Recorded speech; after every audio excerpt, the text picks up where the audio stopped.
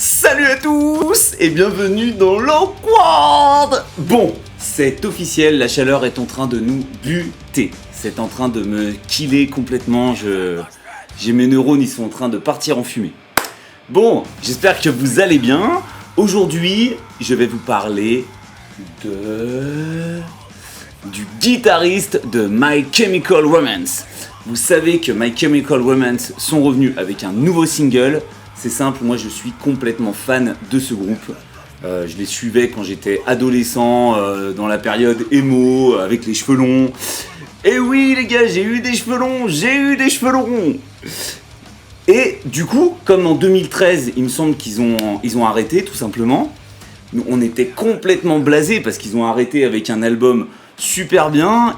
Les mecs remplissaient des salles de ouf, ils étaient au sommet et les mecs annoncent qu'ils arrêtent. Soi-disant déçus du dernier album par rapport au retour qu'ils ont eu, ils s'attendaient à plus. Waouh, mais comment Du coup, moi j'étais en manque de My Chemical Romance, donc là je suis le plus heureux du monde parce qu'ils reviennent. Mais entre-temps, du coup, je me suis renseigné sur les membres du groupe, voir ce qu'ils faisaient, qu'est-ce qu'ils étaient devenus. Et en fin de compte, je me suis rendu compte que un des guitaristes, qui s'appelle Frank Iero, ce mec est un artiste absolu. Et il est pour beaucoup dans l'âme de My Chemical Romance. Donc j'en dis pas plus, et je vous mets tout de suite un de ses lives, de ses nombreux projets. Et c'est mardi!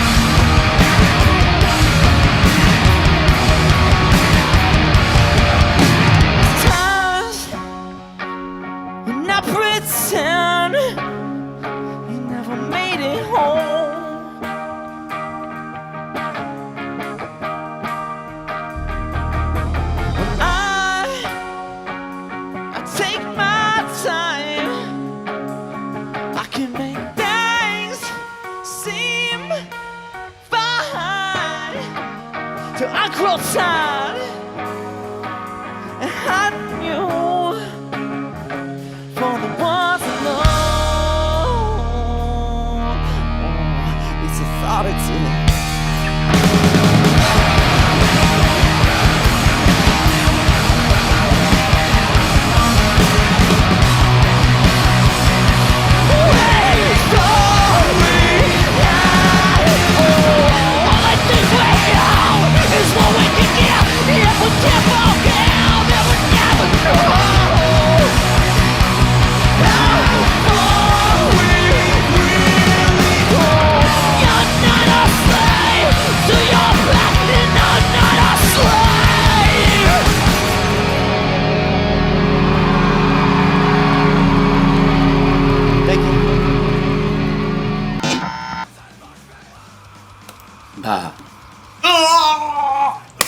Non, voilà, c'est complètement dingue.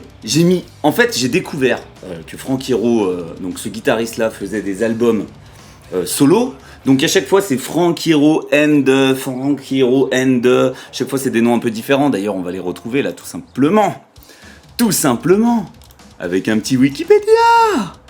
Donc Frank Iero, il a 40 ballets. C'est à peu près l'âge moyen des mecs de My Chemical Romance. Et donc, vous avez vu, hein, c'est le côté punk, presque hardcore, de My Chemical Romance. C'est lui, quoi. Le côté torturé, le côté... Parce que quand tu écoutes l'album solo de Gerard Way, le chanteur, il me semble que c'est ça, et de l'autre guitariste, je me rappelle plus comment il s'appelle, peu importe, c'est beaucoup moins torturé, on est plus dans du grosso merdo, un peu du rock anglais, plutôt Beatles, que plutôt punk hardcore, emo torturé, quoi. Donc du coup, là c'est... Voilà, moi je suis complètement bluffé par cet artiste, parce qu'il a pas une voix de dingue, ses possibilités elles sont assez limitées en fait. Par contre il scream comme jamais, et il exploite sa voix super bien. C'est-à-dire qu'il va mettre ses compositions au profit de sa voix, et ça je trouve ça super cool. C'est d'ailleurs, moi j'aime beaucoup les groupes qui n'ont pas forcément des chanteurs de dingue, mais par contre qui arrivent à exploiter leur musique pour faire en sorte que la voix du mec, elle est complètement sa place. Et souvent, c'est dans ces groupes-là qu'on trouve le plus d'originalité. Parce que les mecs sont obligés d'aller chercher une puissance, une dynamique ailleurs que seulement dans les capacités vocales du chanteur. Voilà. Et donc voilà. Donc du coup, ce mec, il a 40 ballets. Bref, il commence à jouer de la musique super tôt, patati patata, fan de machin, de patati et de patata et de patati et de patata. Oui. En 2007, le mec crée un album, Leather Mouse, un projet qui s'appelle Leather Mouse. Et c'est complètement hardcore, punk, emo. Je sais pas, c'est un mélange de tout ça. Mais c'est presque... Alors, la première fois que je l'ai écouté, j'ai été choqué, quoi. C'est comme si The Chariot avait bouffé un My Chemical Romance. Enfin, c'est bizarre, quoi. C'est très bizarre. Mais c'est super, cet album est complètement fou. C'est très punk, c'est très hardcore. Emo hardcore, c'est rentre dedans du départ. Le son, il est un peu dégueulasse. Et c'est ça que j'adore chez cet artiste, c'est qu'il fait pas de concessions. C'est-à-dire qu'à chaque fois, c'est un son qui est au profit du rock and roll et de la musique. Et c'est pas du tout un son formaté, dans l'air du temps ou quoi que ce soit. Ces albums, ils sont quasiment intemporels au final. Et donc je vous invite grandement à écouter Leather Mouse. Par contre, un conseil, après un bon café, quoi. Voilà, c'est très très vénère. S'il y a les enfants dans la voiture et la copine à côté, peut-être que... Voilà, faudra peut-être pas le mettre à ce moment-là, quoi. Mais il est extrêmement ouf. Si vous êtes un peu colère après le taf, par exemple, vous le mettez bien fort, tu vois. Il dure pas très très longtemps. Tu prends une branlée. T'arrives chez toi, t'es vidé, quoi. T'es vidé. Ensuite, là, il sort ses albums. Donc voilà, c'est ce que je disais tout à l'heure. À chaque fois, c'est Frank Iero and the... Donc le premier, c'est Frank Iero and the Celebration. Donc l'album il s'appelle Stomachaches, sorti en 2014. Et ensuite, Frank Iero and the Patience. The Pazienza. Parce qu'il est italien. Non, je rigole. And the Patience, je sais pas comment on dit. Et cet album est complètement ouf. Il faut que je retrouve le nom du groupe, de l'album. Voilà. Parachute. Oh, cet album. Bon, l'album d'avant aussi que j'ai cité. Il est super cool, Stomachaches, mais l'album Parachute, il est trop ouf. Et d'ailleurs, c'est le premier morceau qu'on vient d'entendre de cet album. Donc voilà. Et maintenant, récemment, il a sorti un nouvel album avec Frank Iero and en 2019 là, and the Future Violence. J'ai écouté, c'est un EP, c'est pas mal. C'est sympathique. Franchement, c'est sympathique. En fait, tout ce que fait ce mec, c'est cool. C'est pas de la merde. Il n'y a jamais rien qui est dégueulasse. Par contre, c'est vrai que l'album Stomachaches et Parachute, c'est deux albums super cool. Parce que autant il reste le côté ultra punk hardcore vénère, pardon, de Leather Mouse, son projet de 2007. Et en même temps, il y a un côté, on retrouve un peu le côté My Chemical Romance des premiers albums. Pardon. Le côté My Chemical Romance des premiers albums. Voilà, donc du coup, cet artiste m'a permis d'attendre là, le temps que My Chemical Romance revienne. Parce qu'il faut savoir que ça y est, ils ont annoncé leur retour, là ils ont sorti un nouveau morceau qui est super cool, je suis tellement content, j'ai vu des images live là juste tout à l'heure sur YouTube, où on voit que le chanteur, il est dedans le personnage, il s'est remis à fond, la voix est intacte, les mecs derrière on dirait il s'est pas passé une année on dirait depuis 2013, on se croirait replongé en 2013 quoi. Ils ont dû sûrement dormir dans le formol. C'est ce que j'ai vu sur internet. A priori, ils se nourrissent de formol. Voilà. Non, je plaisante. Mais non, c'est complètement dingue. Donc voilà, je voulais vous faire découvrir Frank Iero.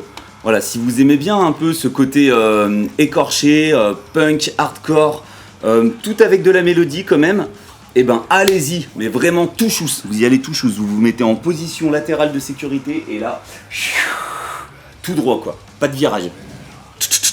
Sur toute la discographie, je vous mettrai les